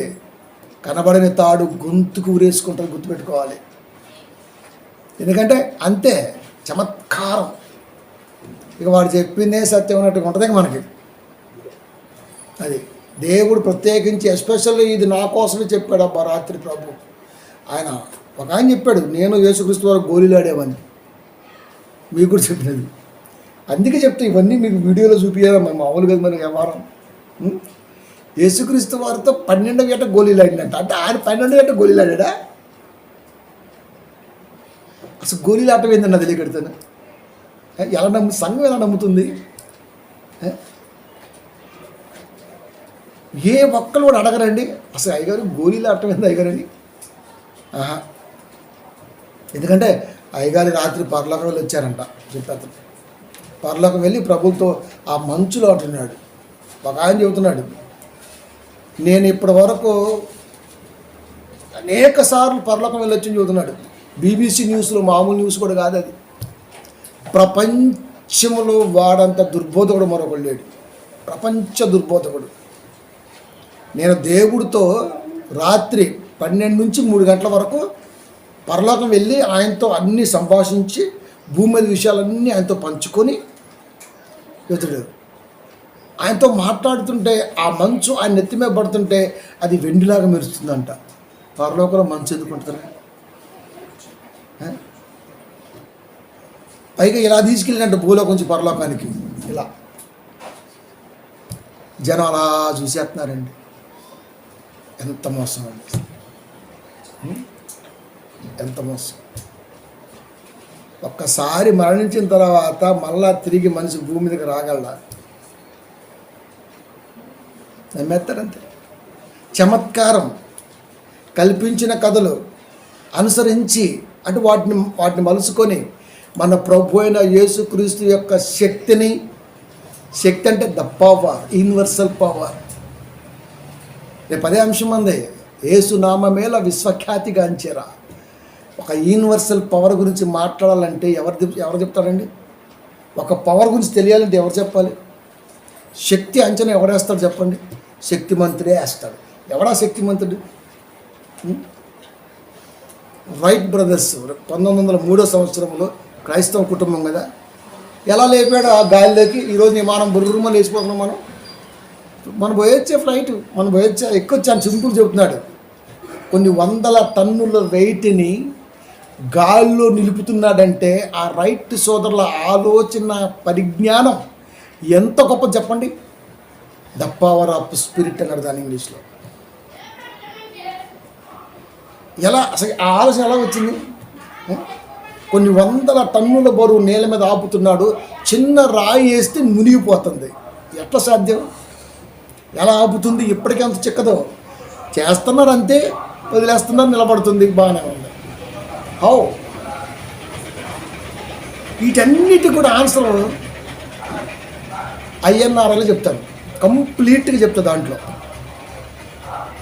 ఎందుకంటే శక్తిమంతుడు కదండి, మరి శక్తిమంతుడు కదా. నిన్న అసెంబ్లీలో సీఎం గారు ఒక మాట మాట్లాడుతున్నారు. మా పోలీస్ డిపార్ట్మెంట్కి వెళ్ళినా రెక్లెస్గా మాట్లాడాడు, అందుకే ఒక రోజు సార్ జైల్లో ఉంచాలని నిర్ణయించుకున్నా, కావాలని పెట్టినాను అని ఒప్పేసుకున్నాను. అంటే ఒక సీఎం హోదాలో ఉన్న వ్యక్తికి రెస్పెక్ట్ ఇవ్వకపోతే కాలుద్దా? కాలుద్ది.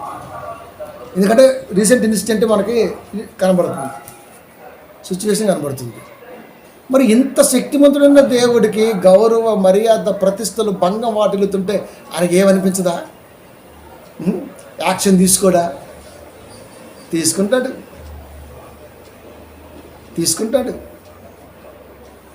కనుక దేహం ఎప్పుడైతే కష్టపడుతుందో, స్వార్థం కానీ, వాక్యాన్ని దాసే మనసు కానీ, సంఘాన్ని ఒలుసుకొని తినే తత్వం కానీ, గారెలాగా ఉబ్బిపోయే మాటలతో ఉబ్బిపోవటం కానీ ఏమి ఉండవండి వాటికి.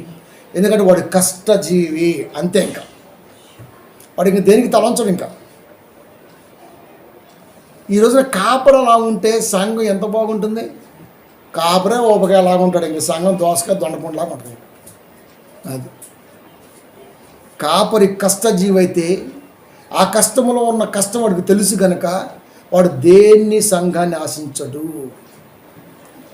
అది అయ్యగారు డ్యూటీకి వెళ్ళటం నాకు బాధ వేసింది, అందుకే నేనే ఉండమన్నా. మరి ఉండక బాగానే ఉంది, మరి నెలకు మెయింటెనెన్స్ యాడ్ నుంచి వస్తుంది. ఏముంది ఇక రేపు మీటింగ్ అంటే మనిషికి నెత్తి మీద పడాల్సిందే, 1000 రూపాయలు 2000. పల్లెటూరులో ఏం చేస్తాండి పాపం చెప్పండి? క్రిస్మస్ వస్తుంటే మనిషికి ఇంటికి 500 మ్యాక్సిమంగా వేస్తాడు. ఇక ఉచ్చులు పొరగలు ఉంటారు, లారీ డ్రైవర్లో లేకపోతే ఆడో ఈడో, ఆయన్ని పిలిచి కూర్చోబెట్టుకొని 4 బాజీలు ఎంతెంత తెప్పించి వాళ్ళకి ఇస్తే ఆడు అయ్యగారు 20,000 రాసుకో, 30,000 రాసుకో. ఒక్కొక్క క్రిస్మస్కి 5 లక్షల వసూలు అవుతుంది. రైతుల దగ్గర నుంచి భోజనాలు, కిరాణా షాపుల నుంచి ఫ్రీ, అయ్యగారికి మాత్రం ఫుల్. ఎందుకు ఈ బతుకు?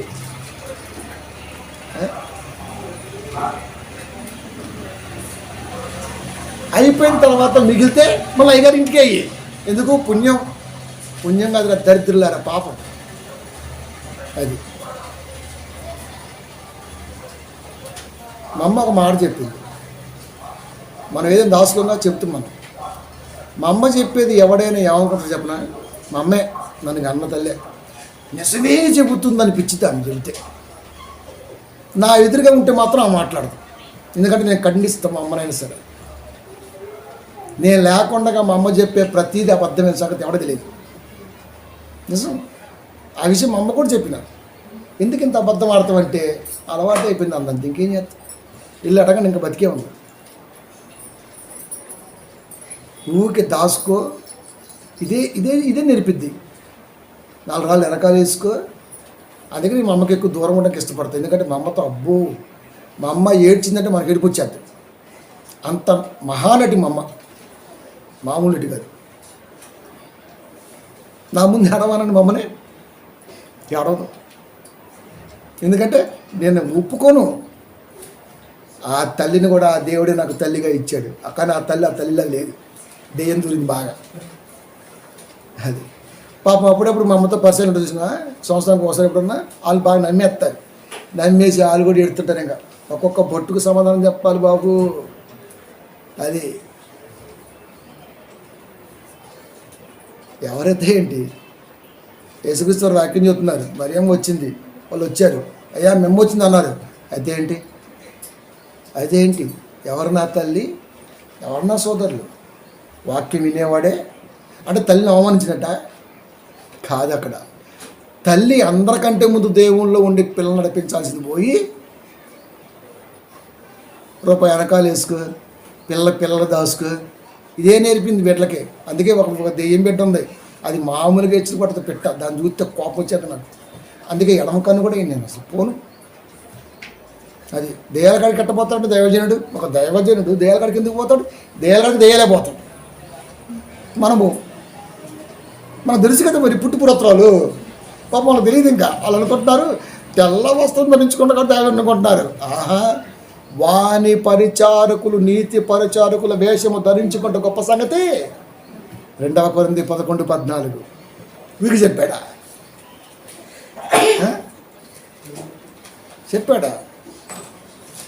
ఒక్కసారి స్ట్రైట్గా పలకడం ఇష్టపడండి, ఎంత బాగుంటుందో. బైబిల్ మాత్రమే మన చుట్టంగా, బైబిల్ మాత్రమే మనకి చేతినిచ్చేవాడిగా, దేవుడు మాత్రమే మన ఇంకెవడో కనపడ్డా. ఇంకా ఇది లేదనుకో అన్ని దెయ్యాలు పక్కనే ఉంటాయి మంచిగా మనకు. అందుకే చెబుతున్నాడు, చమత్కారముగా కల్పించిన కథలను అనుసరించి మన ప్రభు అయిన యేసుక్రీస్తు యొక్క శక్తిని, ఆయన రాకడను మేము మీకు తెలుపలేదు. యేసుక్రీస్తు వారి శక్తి గురించి, ఆయన రాకడ గురించి చెప్పాలంటే కల్పించిన కథలతో చెప్పాల్సిన అవసరం లేదండి. నిజమే చెప్పేద్దాం. ఇట్టి సంగతులకు చాలని వాడేవాడు ఇలా బోధిస్తాడు. వింటాడా లేకపోతే లేదు. వ్యాపారం చేసేవాడికి భయం, కానీ దేవుడు అంటే ఫ్యాషన్ కలిగిన వాడికి ఎందుకు భయం ఉంటుందండి? సంఘం మీద సందాల మీద ఆశించి బతికేవాడికి భయం, కానీ ఏమీ ఆశించకుండా వాక్యం చెప్పేవాడికి ఎందుకంటే భయం? వాడికి చమత్కారం తెలియదు కదా. కనుక యేసుక్రీస్తు వారి శక్తిని కానీ ఆయన రాకడను కానీ చెప్పాలంటే కథలో లేకపోతే మరొకటో చెప్పవలసిన అవసరం లేదు, చెప్పాల్సిందే. నమ్ముతాడా అంటే ఎందుకు నమ్మడు? గాలిలో తేమన్నాడు, ఎలా చెప్పగలిగావు? ఎండలో డి విటమిన్ అన్నాడు, ఎలా చెప్పగలిగావు?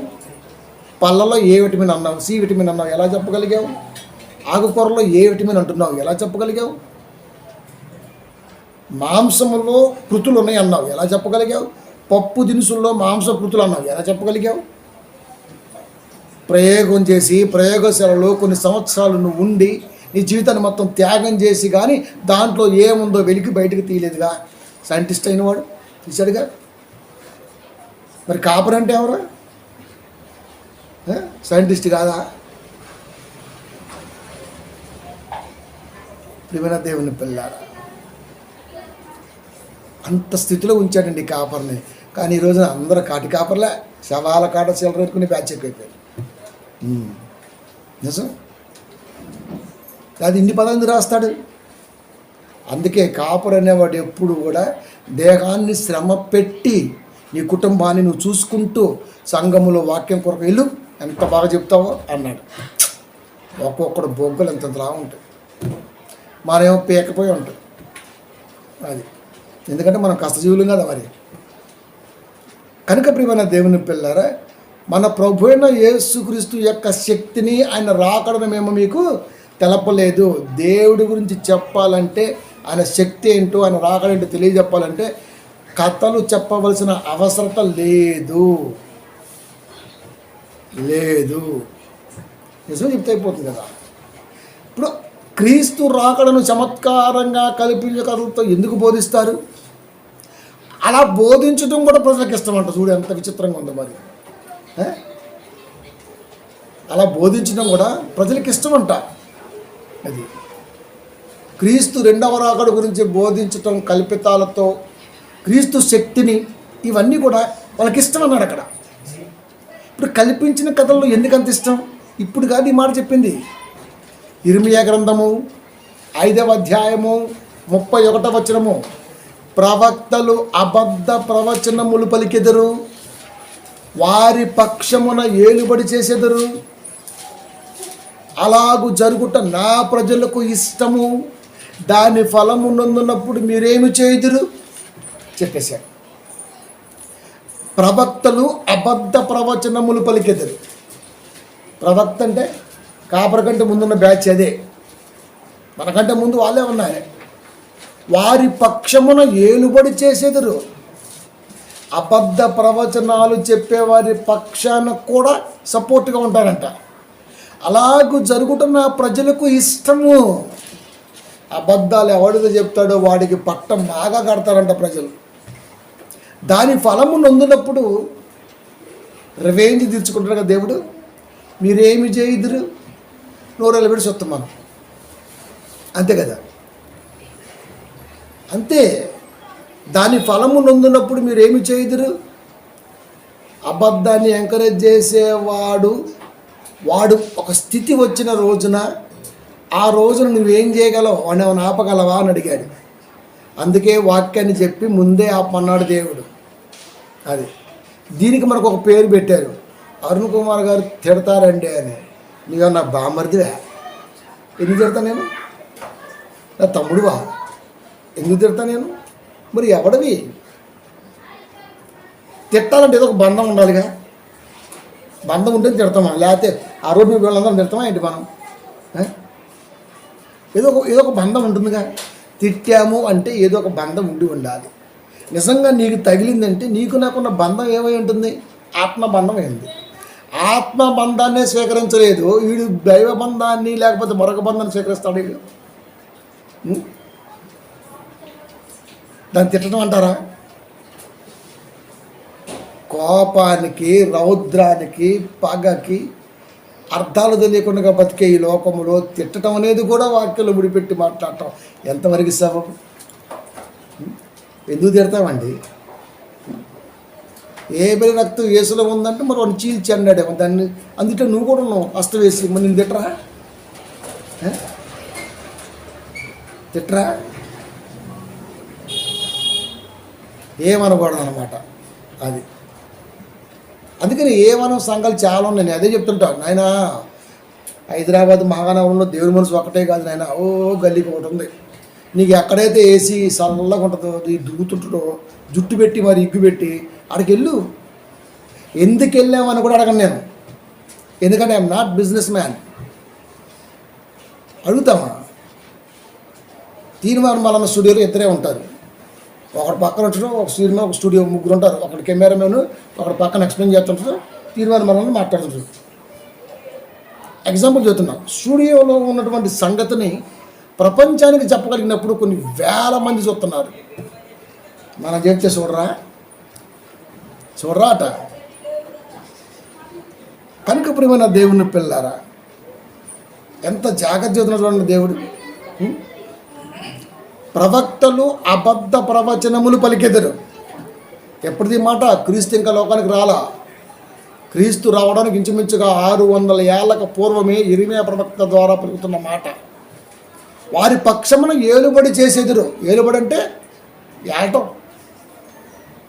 అలాగూ జరుగుతున్న ప్రజలకు ఇష్టము. అబద్ధ ప్రవచనాలను కూడా జనాల్లో స్థిరపరచడం జనాలకు ఇష్టం.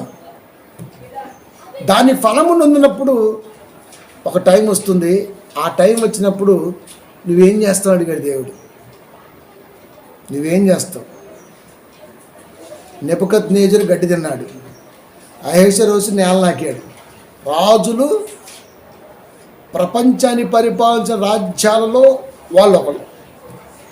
అలాంటి రాజుల్నే వదిలిపెట్టలే దేవుడు. మనం ఎంత చెప్పండి. అందుకే ఈ రోజున కాపురు అనేవాడికి మాకు ఏం కావాలనుకుంటున్నాడు పాపం. మీకు విషయం చెప్పనా, ఆయన గడ్డే తినిపించాడు. నిన్ను ఏకంగా ప్రతిరోజు గడ్డే తినిపిస్తున్నాడు. ఏ కాపురైనా స్వీట్ తింటాడో మీరు చూడండి. థైరాయిడ్ లేని కాపర్ లేడు, షుగర్ లేని కాపర్ లేడు, గ్యాస్ట్రిక్ లేని కాపర్ లేడు, అల్సర్ లేని కాపర్ లేడు. గాంధీ హాస్పిటల్ మొత్తం కాపర్లో ఉంది టోటల్ చెప్పాలంటే. ట్యాబ్లెట్, ప్రసంగానికి ముందు ట్యాబ్లెట్, ప్రసంగం తర్వాత ట్యాబ్లెట్. హెల్త్ డిసీజ్ వచ్చి సార్ ఏంటి అసలు అది? ఉప్పు తినకూడదు, కారం తినకూడదు, తీపి తినకూడదు, ఇంకేం గడ్డి తింటావా? మరి గడ్డే తినేది. మరి ఇంతకంటే శిక్ష ఏం కావాలి మీరు చెప్పండి? ఒక కాపరికి ఇంతకంటే శిక్ష ఇంకేం కావాలి?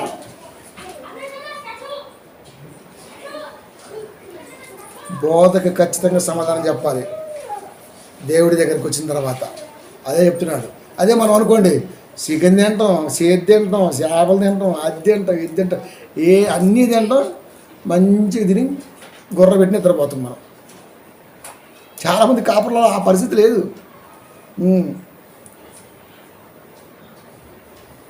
దీన్ని అంటారు, దాని ఫలము నొందునప్పుడు మీరేమీ చేయదురు.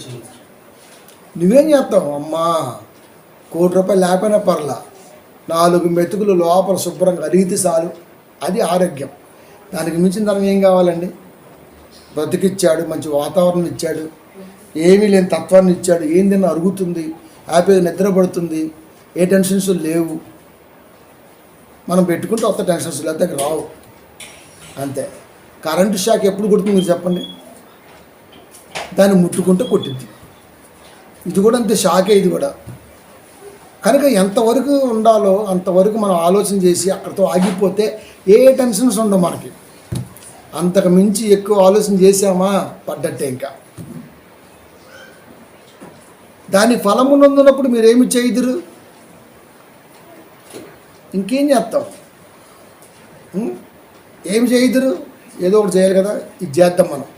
తీతుకు 1:11 వారి నోళ్ళు మూయింపవలెను, ఇలా బోధించే వాళ్ళని వదిలిపెట్టకు అన్నాడు దేవుడు. తెలియజేయి, తప్పులేదు. అయ్యా వింటారా? వింటే వింటాడు, లేకపోతే లేదు. ముందు నువ్వు వెళ్ళి చెప్పు. అంతే. వారి నోళ్ళు మూయింపవలెను, అట్టి వారు ఉపదేశింపకూడని వాడిని దుర్లాభము కొరకు ఉపదేశించుచు. సేవలో లాభ నష్టం ఉండకూడదండి. సేవ ఎప్పుడు సేవగానే ఉండాలి. లాభం ఏంటి? ఆదివారం చర్చి పెడితే ఎంత వస్తాయి, ఫంక్షన్ చేస్తే ఎంత మిగులుతాయి? ఈ లాభం ఆశించేవాడిని లోఫర్ అంటారు తప్ప సేవకుడు అంటారు. మరి ఇలాంటి లోఫర్లు చాలామంది సేవకులుగా ఉన్నారు. అది దుర్లాభము కొరకు ఉపదేశించుచు కుటుంబములనే పాడు చేయుచున్నారు. అంటే అర్థం ఏంటి? పాపం నమ్మి దేవుడి దగ్గరికి వెళ్తాం, నీకేదో ఆశ కల్పిస్తాడు, అది తీరదు. తీరిద్ది అంటాడు, తీరదు. తీరిద్ది అంటాడు, తీరదు. ఈ లోపల చెప్పులతో పాటు ఆస్తి కూడా అరిగిపోద్ది, కష్టం కూడా అరిగిపోద్ది. గత ఓకొచ్చిన కాంచి చూస్తున్నానండి. పేదవాడు దేవుళ్ళలోకి వెళ్ళి కాపరి మాట విని ఒక స్థితి కొత్త చెబుతాడు. ఆడు ఇప్పటికీ పేదవాడిగా ఉండిపోయాడండి. మీరు దేవుని మనసును అబ్జర్వేషన్ చేయండి. ఈ 10 సంవత్సరాలలో మన కుటుంబాలు ఎంత ఎదిగాయో ఏ సంఘం ఎదగవు తెలుసా. మన పిల్లలు ఉండే రాయటీ ఎక్కడ ఉండవు. ఎందుకంటే మనం అంత నిస్వార్థమైన తలంపుతో మనుషుల ఆలోచన లేపుతూ మనం. కానీ ఆ చెప్పులు ఉండవు, బట్టలు ఉండవు. రేపు కిస్మిస్ వస్తుంది, బట్టలు ఉండవు. అది ఏముంటాయి ఇంకా? కష్టపడే తత్వం లేదు, కుటుంబాన్ని కట్టే విధానం లేదు. అది పైగా నెత్తి మీద సంఘం మీద కొత్త మళ్ళీ నెత్తి మీద వేస్తాడు. ఈ కట్టాల మంచి బట్టలు కొనుక్కుందాం అనుకున్నాం అనుకోండి, దాంట్లో మళ్ళీ 200-300 తగ్గించుకొని 110 రూపాయలతో సరిపెట్టుకుంటాం మనం సొక్కనే. అయ్యగారు మాత్రం మంచిగా సూట్ వేసుకొని దిట్టంగా వస్తారు అమ్మగారు అయ్యగారి పిల్లలు. ఇక మిగతా వాళ్ళంతా ఇంకా ఈడ్చుకుంటా రాసుకుంటా ఏడ్చుకుంటూ వస్తుంటారు. ఇది సంఘం, ఇది నా సంఘం. పల్లెటూరు మీరు చూడండి, ఆడు కొడుకు ఆడుకోవాళ్ళు, ఆడు అల్లుడు ఆడు బెల్లం ఆడు అలత్త ఆడు ఆడు ఆడు ఆ టీం మాత్రం మంచి రాయల్ టీం ఉంటుంది. పాపం ఇంకా సంఘం అంతేనండి. ఇంకా చెప్పులు కూడా ఉంటుంది. బయట చూడండి సంఘం ఎలాంటిదో బయట ఇచ్చే చెప్పులు బట్టి చెప్పొచ్చు. నిజం నిజం. సంఘంలోకి వచ్చారు అలాంటి వాళ్ళు. అంటే ఇప్పుడు యేసుక్రీస్తు వారు చెప్పులు వద్దన్నారా, బట్టలు వద్దన్నారా, ఏమొద్దన్నారు? ఎందుకు ఆ సంఘం అలాగే ఉండిపోయింది? అంత భేదగానే ఎందుకు ఉంచావు? నీకు కష్టపడటం రాలేదు కనుకనే వాళ్ళు కష్టపడి నిన్ను పోషిస్తున్నారు. అందుకే వాళ్ళ రెక్కల కష్టం ఈరోజు నీ కుటుంబానికి మలచబడింది. అది రేషన్ బియ్యం ప్రజలకు కాకుండా గడిపోయినట్టు పోయిందన్నమాట. ఎక్కువ కొనసాగదు. ఎవడు ఉంటాడండి ఎక్కువ కాలం? మనకంటే ముందు చాలామంది పోయారు. మనం ఉంటామా ఏంటి? మనం కూడా పోతాం ఏదో ఒక రోజున. గుడ్డు కట్టుకుంటామా ఏంటి? మరి ఈ కొద్ది జీవితంలో ఇంత స్వార్థం, ఇంత దోసుకోవటం, ఇంత దాచుకోవటం ఏంది? ఎందుకు? సంఘంలో వాక్యాన్ని జాగ్రత్తగా బోధిస్తే వాళ్ళే ముందుకు వస్తారు కదా, ఇది చేద్దామయ్యా నువ్వెందుకు ఇంకా చెబుతున్నాడు. వారి నోళ్ళు మూయింపవలను, అట్టి వారు ఉపదేశింపకూడని వాడిని దుర్లాభము కొరకు ఉపదేశించుచు కుటుంబములనే పాడు చేయుచున్నారు. దుర్లాభాన్ని ఆశించేవాడు దుష్టుని చేతిలో కీలుబొమ్మ. అది ఎంతమంది ఇలా కాపాడు మీరు చూడండి. మరి ఎంతమంది ఉన్నారు మీరు చూడండి, ఎంతమంది ఉన్నారు? మీకు ఒక మాట చెప్పిన, మన అక్క ఉంది కదా బాలుగారి భార్య, అక్క ఎప్పుడు చెప్పిన, ఇప్పుడంటే పాపం రావట్లేదు కానీ అప్పుడు బాగా వెళ్ళేవాడిగా. అక్క ఇంతకుముందు వేరే చోటుకి వెళ్ళేది. ఆడికి ఏరోప్లేన్ కంపెనీలో ఆ డిపార్ట్మెంట్లో ఉద్యోగం ఉంది. దాదాపు 1 లక్ష దాకా రావచ్చు నాకు తెలిసి. నాకు చెప్పింది, నేను విన్నా. వెంటనే చెప్పిన, ఈ సంవత్సరం వాడు బతికి పట్టగలిగితే సావు మానేత్తని చెప్పిన. వాడి సావుకి స్కెచ్ చేశాడు దేవుడు. ఖచ్చితంగా 10 నెలల ముందు చంపేశాడని చెప్పి, మరి అబద్ధం కాదు, డైరెక్ట్గా చెప్పిన. ఎవడి సావైనా డిసైడ్ చేయగలదు దేవుని మనసు. అది ఎందుకంటే వాడు దోసుకునే దోపుడు ఆ రేంజ్లో కనబడింది నా కంటికి. మరి సంఘాన్ని పట్టి పీడించడం, 25 అట్టిపండ్లు అమ్ముతూనే ఉన్నాడంటే మీరు ఆలోచించండి. 30 ఏళ్ల క్రితం సేవ ఏం లేదండి లోకంలో. ఈ సన్నాసులంతా కాపర్లు అయ్యి ఆ అట్టిపండ్ల వాళ్ళని, ఆ కిల్లి వాళ్ళని వీళ్ళని కూడేసుకొని 4 గుడిసెలు వేసుకొని, అప్పట్లో ఏముంది హైదరాబాద్ మరి, ఇక అక్కడక్కడ ఆ కంచెట్లో వేసుకునేవాడు ఆ గుంటలో. ఇక అది వాళ్ళని పట్టుకొని చర్చిలు ఎత్తుకున్నాడు. ఇంకా అంతే. ఇంకా కష్టపడి సంపాదించింది ఏం కాదు ఇవాళ ఉన్న చర్చిలన్నీ. అది ఇప్పుడు వీడుండా ఈ చారిగాడు ఆ ఎమ్మెల్యే చుట్టూ తిరిగి పెద్ద కొండది, ప్రతిన్నర కొండది, ఎన్ని రచ్చైందో అది. ఎమ్మెల్యే చుట్టూ తిరిగి అటు తిరిగి ఇటు తిరిగి పాస్టర్ ఫెలోషిప్లు పాస్టర్ అందరూ వేసుకొని ఒక్కొక్క పాస్టర్కి 5,000 ఇచ్చుకుంటా 6 నెలలు 7 నెలలు వాళ్ళని మేపి ఆ గడ్డని ఆక్రమించి చర్చి కట్టాడు. భార్య చనిపోతేనే సొమ్మిచ్చి నా భార్యని దాంట్లో పాతి పెట్టండి అన్నాడు అబ్రహ్మ.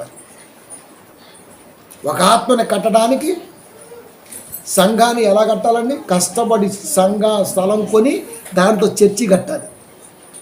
కబ్జాలు చేసిన చర్చి ఎట్లా కడతారండి? స్థలం కబ్జా చేసి రాజకీయ నాయకుల కాళ్ళు పట్టుకొని పాస్టర్ ఫెలోషిప్లో పాస్టర్లందరూ 6 నెలల పాటు పోషించి వాళ్ళందరికీ బట్టలు పెట్టి వాళ్ళందరికీ అన్యాయాలు ఇచ్చి నువ్వు సంఘాన్ని కట్టి దాంట్లో ఏం వాక్యం బోధిస్తావు? నువ్వు ఎంత ఖర్చు పెట్టావో మైండ్లో ఉంది. రేపు సంఘం గుడిద్ది, ఆ సంఘం మీద లాగేస్తారు అంతే. ఇంకా వచ్చేస్తావు డబ్బులు వాడికి.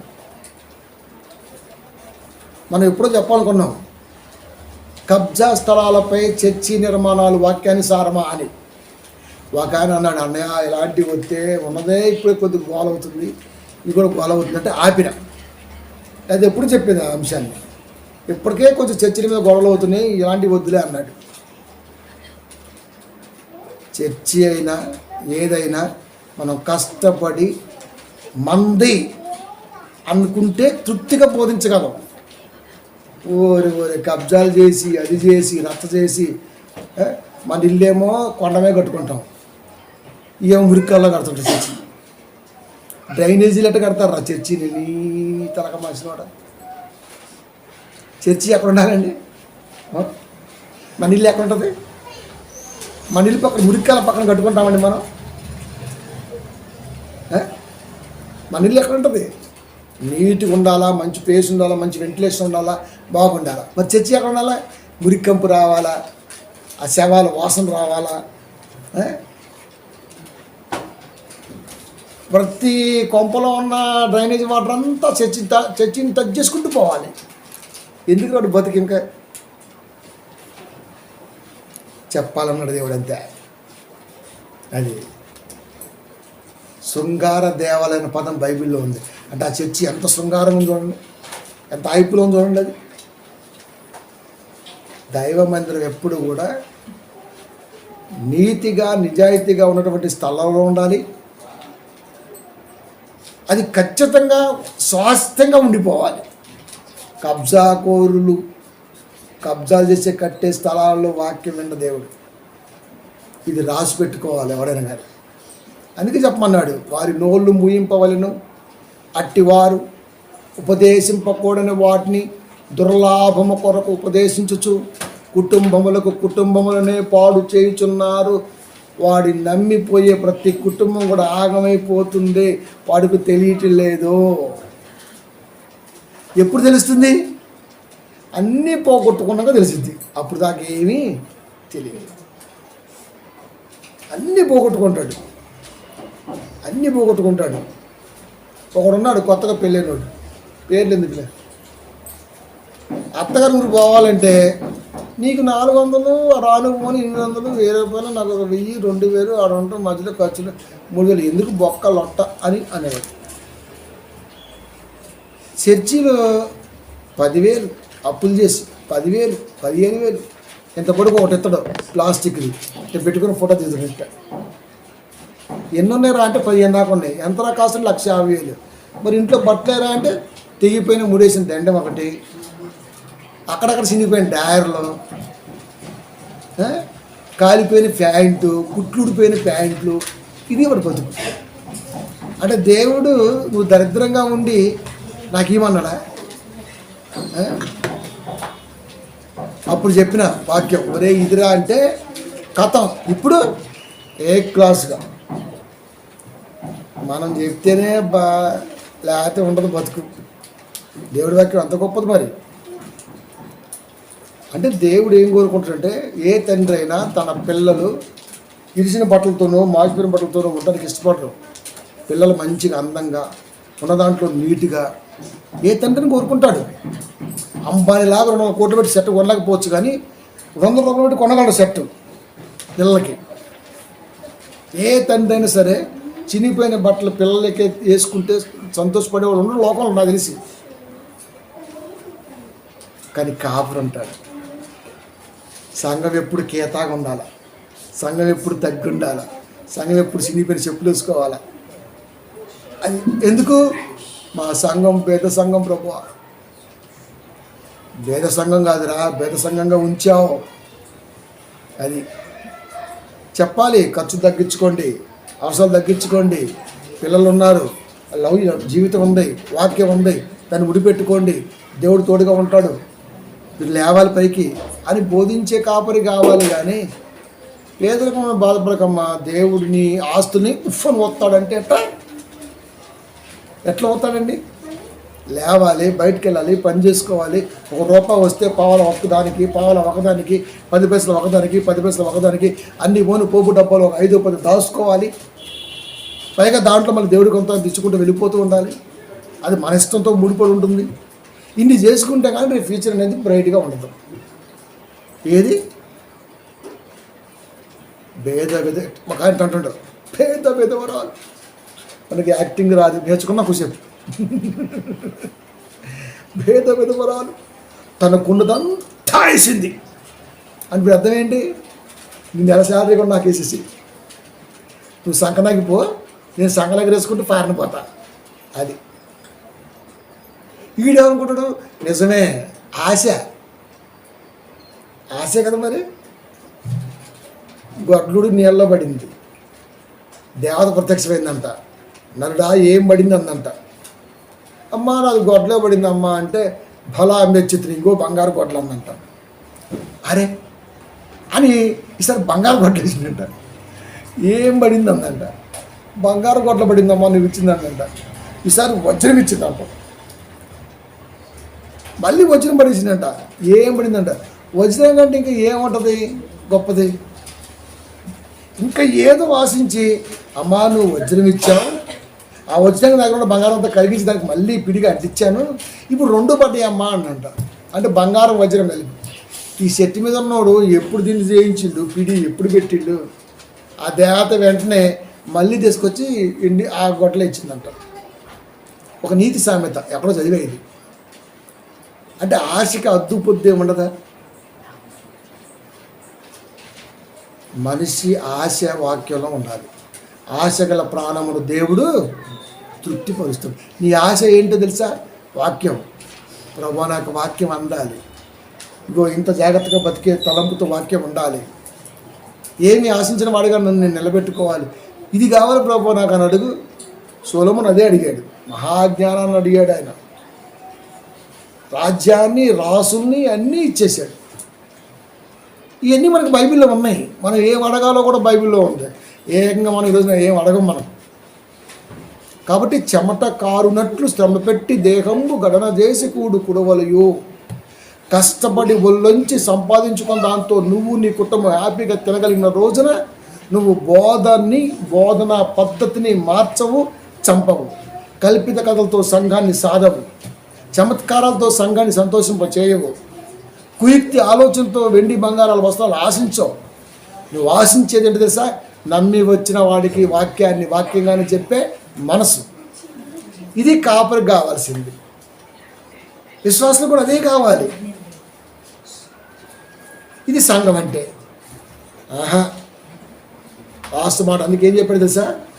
3:17 సామెతలు. దుష్టుడైన దోత కీడునకు లోబడును, నమ్మకమైన రాయబారి ఔషధము వంటి వాడు. దోత అంటే రాయబారి అంటే కాపరే. దుష్టుడు అంటే ఆవరించాడు దెయ్యం. దెయ్యం ఆవరించిన కాపరి ఎప్పటికైనా కీడే చేస్తాడు. అది అంతే. అబ్బా ఏం పెట్టావమ్మా చికెన్తో, అసలు మామూలుగా లేదు. నువ్వు చికెన్ ఎలా వండావంటే ఇంకా రొయ్యలు ఎలా వండుతూ అంటే అర్థం ఏంటి? నెక్స్ట్ టైం రెడీగా ఉండు రొయ్యలకి. ఈసారి అతను అబ్బా అన్నా ఎంత చక్కగా ఉంది అసలు, చికెన్ కంటే బెస్ట్గా రొయ్యలు, దీంతో ఏం వేసామమ్మా ఇది తెలియనట్టు. ఈసారి ఏం కోరుకున్నాడు? వేట మాంసం. ఆ తర్వాత సముద్రపు డిష్.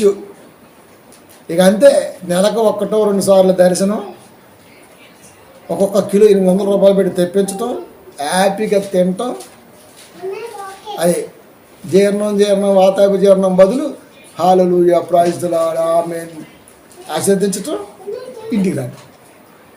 నెలకు వచ్చేసి 1500-2000 రూపాయల కాపరి ఫుడ్కే పోతే ఆ కుటుంబం ఇంకేం తగిలేసింది? ఏం తగిలేసింది? సంఘాలని ఇంత భేదగా ఎందుకు ఉంచుతున్నారు రా?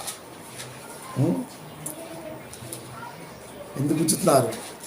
దుష్టుడైన దోత కీడునకు లోబడును, నమ్మకమైన రాయబారి ఔషధం వంటి వాడు. ఔషధం అంటే ఉంటే సీసాలో ఉంటుంది, లేకపోతే ఒంట్లో ఉంటుంది. మొత్తానికి లోపలే ఉంటుంది, బయట ఉండదు. బయట ఉంటే ఎక్స్పైర్ అయిపోతుంది అంతే. మెడిసిన్ ఎప్పుడైనా మూత తీసి పెట్టండి, ఎక్స్పైర్ అయిపోతుంది, పని చేయదు, ఇంకా పాడైపోతుంది. మూతేసి లోపల పెట్టాలా, తీర్చి లోపలికి వెళ్ళిపోవాలి అంతే. ఇంకా అది అంటే ఎప్పుడైనా సరే నమ్మకమైన రాయబారి అనేవాడు నీ లోపల తలంపులు తొలుస్తూ ఉంటాడు. అది భరించలేనంతగా ఉంటుంది. అది కావాలా? పుండు పెండొద్దు, పైపెయిన్ రాయి అంటే ఎట్టా? గడ్డలేసిందండి, డాక్టర్ ఏం చేస్తాడు? నువ్వు చెప్పింది విండవు, కత్తిరితో పైన అలా అంటంతే, ఎట్ట పట్టి ఒత్తితే ఎంత ఎత్తేసింది ఇద్దరు శివునిద్దరు కలిసి. నువ్వు మొత్తుకున్నా, తిట్టినా, ఏమన్నా అసలు పట్టించుకోడు. పిండి బాగా అప్పుడు లోపల మళ్ళీ వేసి కట్టి వదిలితే గంట తర్వాత నీకు ఎంత రిలీఫ్ ఉంటుంది తెలుసా? దాంట్లో ఉన్న చెడు మొత్తం పోయి తేలిగ్గా ఉండి పడితే గంటసేపు బాధపడ్డం కానీ ఎంత హ్యాపీగా ఉందో అనుకుంటాం. కాపరి బోధ కూడా అలాగే ఉండాలి. విన్నంతసేపు కొరగానే కొయ్యగానే ఉండాలి. కల్పించిన కథలతో హ్యాపీ కిస్మిస్ నైట్ తిరుగుతున్నారు కదా, దాన్ని ఏమన్నారా? క్యారల్స్.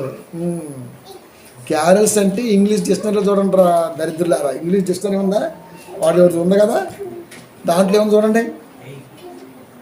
పండగ వాతావరణంలో మాంసాహారాన్ని తీసుకునేది అన్నట్టు ఉంది అక్కడ.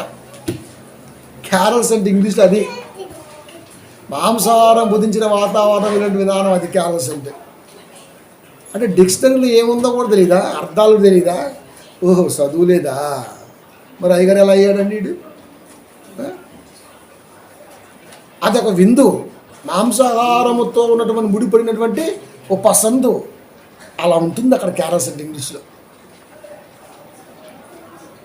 అంటే అల్లరి చిల్లరతో ఉంటుందని అర్థం. పది కొంపకి వెళ్ళటం, డ్రెస్ వేసుకోవటం, ఎగటం, ఆ ఎడ్డం మండోళ్ళగా 10 రూపాయలు అడుక్కోవటం, అదే అది. మళ్ళీ వాటి మామూలు కూడా కాదు, భూమి బద్దలైపోతుంది. మరి పైన ఎగితే కింద దిద్దే ఆటది.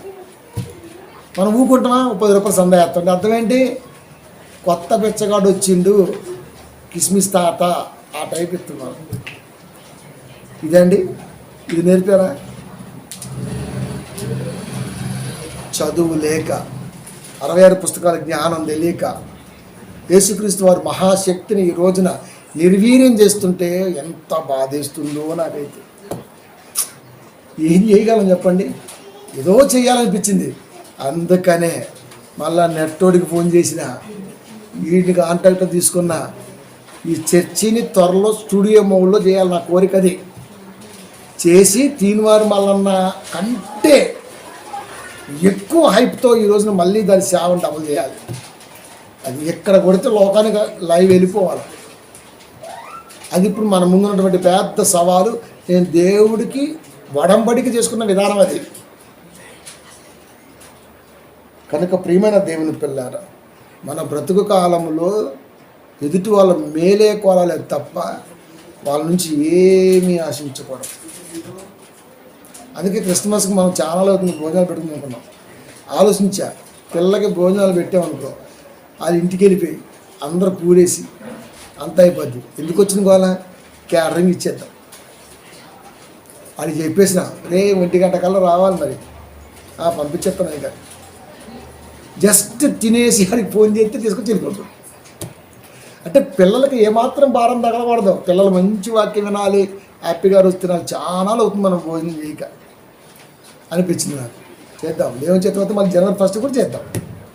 కానీ ఎవరిని ఇబ్బంది పెట్టి అప్పుడంటే నేను ఉన్నా కాబట్టి దగ్గరలో సరిపోయింది. ఇప్పుడు నేను దూరంగా ఉంటున్నా కాబట్టి మీరంతా వచ్చి కూర్చొని చేయటం ఎందుకు? ఆడు చెప్పేస్తే ఆడు ఉండిపోతాం అంతే. 1 గంటలు ఖచ్చితంగా వచ్చేస్తే మనం అయిపోయాక కాల్ చేస్తాం, తీసుకెళ్ళిపోతాడు. ఎంత బాగుంది. కాబట్టి ఏదైనా సరే దైవికంగానే జరగాలి తప్ప ఎటువంటిది జరగకూడదు. అది ఇవన్నీ మనకి ఎప్పుడు అర్థమవుతాయి అంటే, కష్టపడి పని చేస్తుంటే బాడీ నలిగిపోతున్న బాడీ మళ్ళీ రీఛార్జ్ కావడానికి పడుతున్న సమయంలో ఎంత నిజాయితీగా ఉండాలో ఆటోమేటిక్గా కష్టం నేర్పిద్ది. అది కష్టం నేర్పిద్ది. ఇప్పటికీ చాలాసార్లు బాధపడతా. చర్చి నిర్మాణంలో నాకు ఏ వర్క్ లేకపోవటం వలన పిల్లలకు భారం అయిందా అనిపించింది చాలాసార్లు.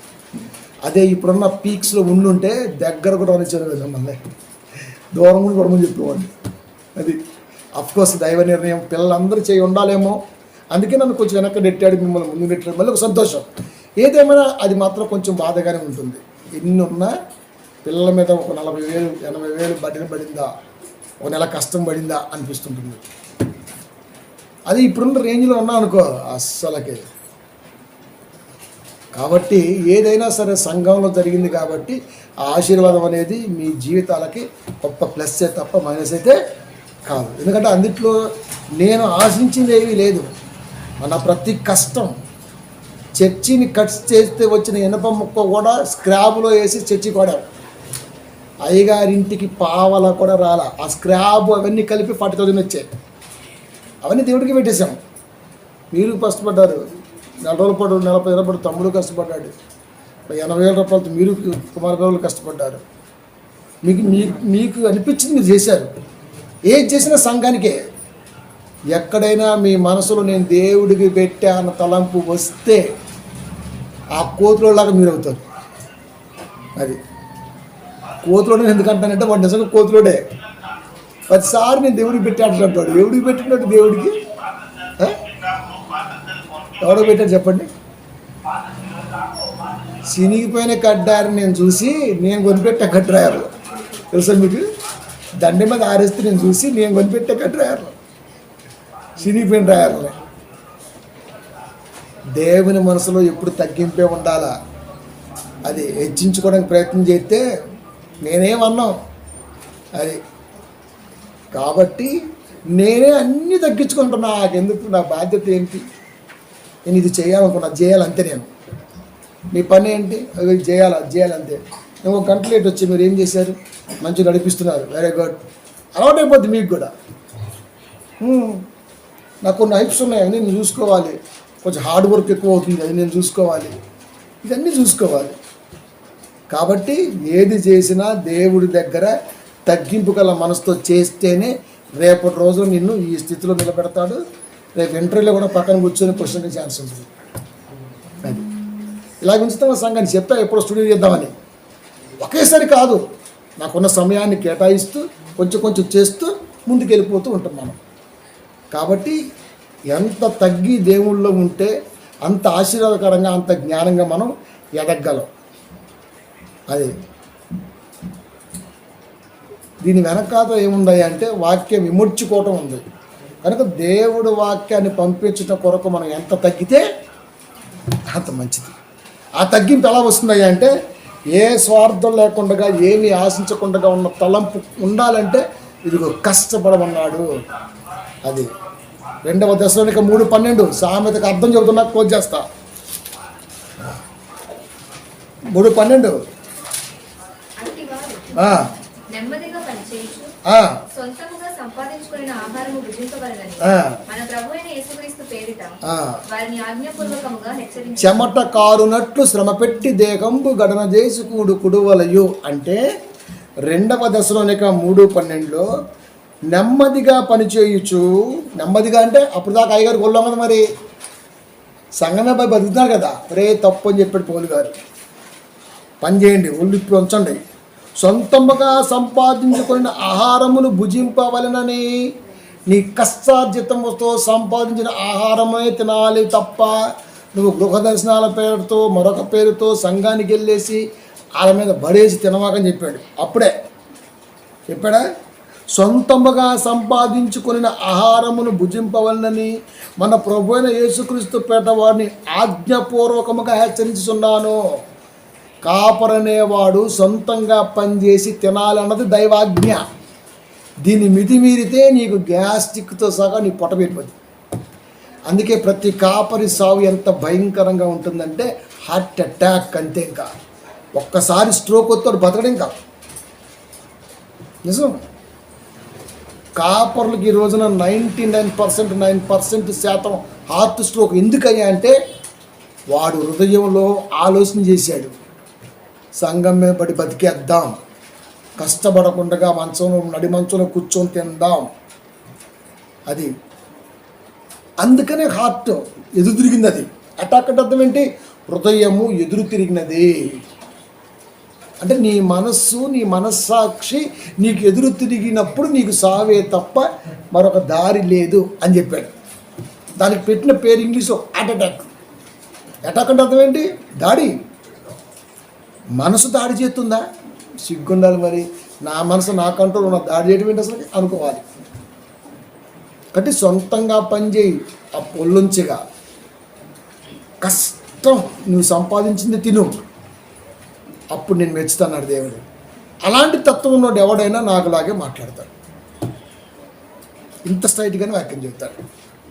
కల్పించిన కథలు ఉండవు, కలిపి సరిపే తత్వం ఉండదు, ఏమి ఆశించడు. ఇంకా దేవుళ్ళు తగ్గింపులో ఉంటే ఎలా ఫలం ఉంటుందో మీరు చూడొచ్చు, నేర్పుతుంటాడు.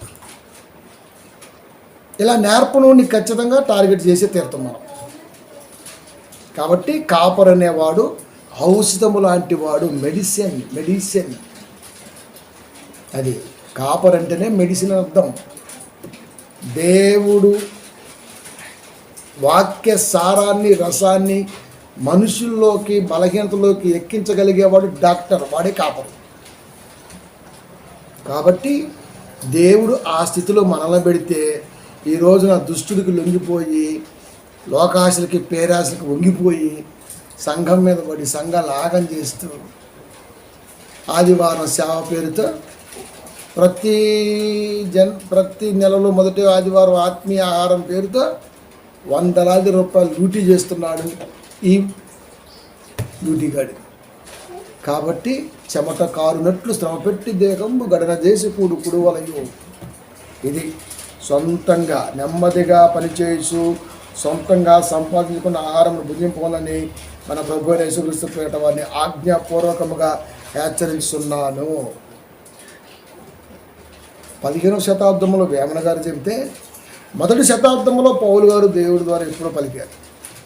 అంటే 1500 సంవత్సరాలకు పూర్వమే ఆ పదం బైబిల్లో ఉన్నది అన్న సంగతి మనకు తెలియదు. కాబట్టి ప్రియమైన దేవుని పిల్లరా, బోధ నిక్కచ్చిగా నిజాయితీగా వెళ్ళాలంటే కాపర్ అనేవాడు గొడ్డు చాకిరీ చేస్తూ సంఘంలో వాక్యం చెప్పేవాడై ఉండాలి. అంతేగాని కొవ్వు పట్టినోడుగా ఉంటే మాత్రం ఖచ్చితంగా దాని ఫలము నందున్నప్పుడు మీరు చూసేది చూస్తారు. అందుకే లాస్ట్ ఎవరికైనా ఏదన్నా అయింది కాపరికని తెలిస్తే నేను రెస్పాండ్ అవ్వను, చూస్తాను తింటాను. మరి కాపర్ అయితే కదా నా ఫీలింగ్, అయ్యా పలం కాపర్ గారికి హార్ట్ అటాక్ వచ్చింది రాత్రి, అవునా సరే వెంటనే మనసాక్షి చెప్పింది ఎదురొచ్చి, అది కాపర్ కాదు అటదంతే. కాపర్ అయితే రెస్పాండ్ అవ్వచ్చు, కాపర్ కానప్పుడు రెస్పాండ్ ఏమవుతుంది? అది వస్తే అటు లేకపోతే ఇటే గాంధీ హాస్పిటల్కి. ఇంకా ఇక గాంధీ హాస్పిటల్కి వెళ్ళాడంటే అర్థం ఏంటి? ఇక మార్చిరియే. అది కాబట్టి అలాంటి వాడికి రెస్పాండ్ అవ్వాల్సిన అవసరం లేదు. అది అయ్యామనుకో అతి అవుతుంది, అతి. కాబట్టి ప్రియమైన దేవుని పిల్లారా, నిజాయితీగా స్ట్రైట్గా ఉంటాం. మనం ఎప్పుడైతే అలవాటు చేసుకుంటామో ఇవన్నీ ఇబ్బంది కనిపించవచ్చేమో, కానీ దేవుడికి మాకు దగ్గరగా ఉంటాయి. కాబట్టి సంఘం అంటేనే సమిష్టి ఆలోచనతో చేసే ప్రక్రియతో ముందుకెళ్ళేది అని అర్థం, అంతేగాని కాదు. కాబట్టి టోటల్గా దేవుడు చెప్పేది ఏంటంటే, కపటమైన బోధ, అపవిత్రమైన బోధ, మోసమైన బోధ సమాజంలో ఉన్నదంటే కాఫర్ అనేవాడు లోబి అని చెప్పేసి. లోబికి పరలోకం ఉందా? లాస్ట్ మాట, లోబులకు పరలోకం ఉందా? మరి లేనప్పుడు ఇంకెందుకు సేవ? కాబట్టి వీడు ఎంతకాలం చేసినా వీడి బతుకు నరకానికి నిదర్శనమే తప్ప పరలోకం సంపాదించుకోలేడు. కాబట్టి రాయబారి అనేవాడు, కాపర్ అనేవాడు మంచి ఔషధంగా సంఘములో పనిచేయలేదు తప్ప దుష్టాలోచనతో సంఘాన్ని ఎప్పుడు కూడా కాయకూడదు. ఎందుకు చెప్పాను? రేపు బుధవారం ఈ లైన్ అనేది దీనికి అవసరం కాబట్టి చెప్పాను. యేసు నామమేల విశ్వఖ్యాతి గాంచెర అన్న దానికి ఇది గంట ప్రసంగం, ఇంట్రడక్షన్ అనుకో. ఎక్కడి నుంచి మనం చూడాలి, అది వినాలి. ఇప్పుడు ఏదైతే మనం విన్నామో దాన్ని మనం ఫ్రంట్లో పెట్టుకొని ఆ తర్వాత దాన్ని వినగలిగితే ఖచ్చితంగా మీకు అర్థమవుతుంది. అందుకు ఇది పరిచయం చేశాను. కాబట్టి దేవుడి వాక్యాలను, మాటలను దీవించి ఆస్వాదించిన గాక. ఆమెన్. ప్రార్థించుకుందాం.